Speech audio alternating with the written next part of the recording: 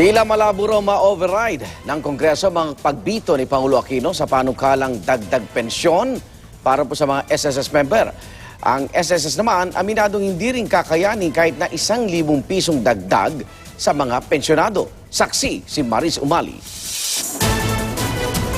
Marami ang nadismaya nang ibito ni Pangulong Noynoy Aquino ang panukalang 2,000 pisong dagdagsan ng pensyon sa mga retiree ng SSS. Maaari pa rin sana itong matuloy kung i-override ito ng Kongreso sa boto ng 2/3 ng mga miyembro nito. Pero mukhang hindi ito mangyayari. No, firstly, let the House act on it.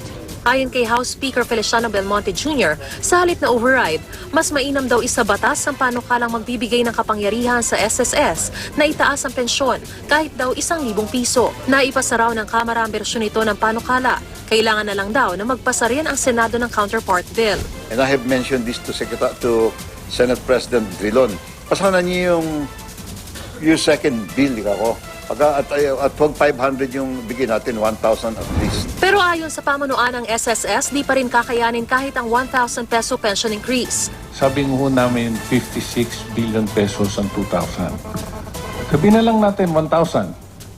So anong gusto sabihin nun?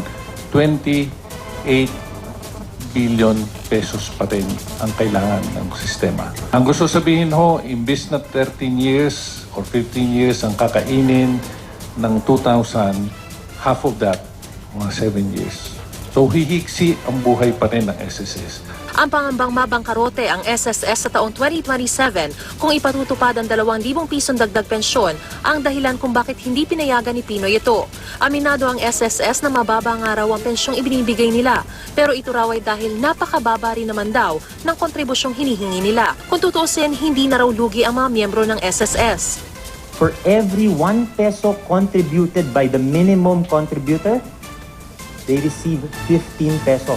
That is a 9.5% annual return for 30 straight years. Kahit pa nasa may 33 million ang lahat ng miyembro ng SSS, nasa 12 million lang sa mga ito ang actively paying members sa ngayon.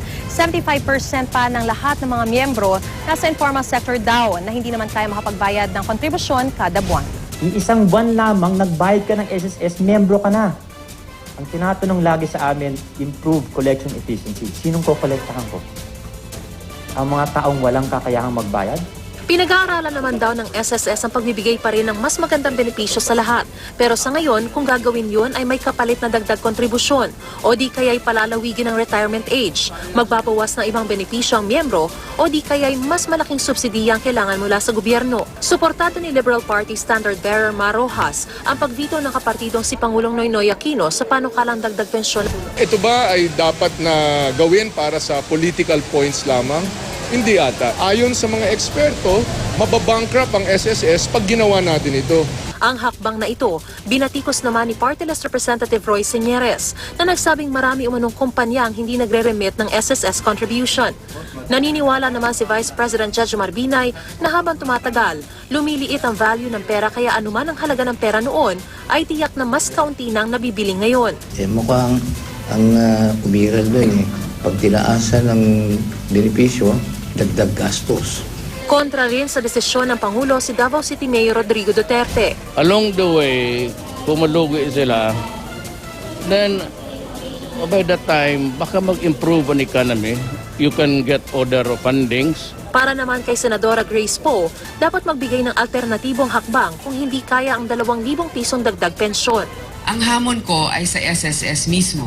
Kung hindi ninyo kaya tugunan ang 2,000 kasi sa 2,000 increase, magkano ang kaya ninyo?